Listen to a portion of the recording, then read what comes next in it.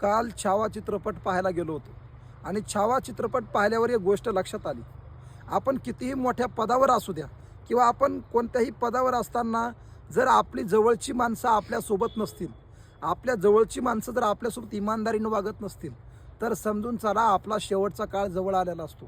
मित्रांनो, संभाजी महाराजांनी औरंगजेबाला गुडघे टेकायला लावले, औरंगजेबाला शरण आणायला लावलं, सगळ्या गोष्टी केल्या. परंतु संभाजी महाराजांची जवळची माणसं गद्दार निघाली. त्याच्यामुळे संभाजी महाराजांना वीरमरण स्वीकारावं लागलं. या धर्मासाठी, या देशासाठी शहीद व्हावं लागलं. म्हणून लक्षात घ्या, संभाजी महाराजांसोबत जशी जवळच्यानी फितुरी केली, गद्दारी केली, तशीच आपल्यासोबतही काही लोक गद्दारी करतात. ती काय लांबची लोक करत नाहीत, जवळचीच लोक गद्दारी करतात. त्याच्यामुळे जवळच्या लोकांना ओळखा आणि जवळच्या लोकांना ओळखलं की येणारा काळ तुमचाच आहे.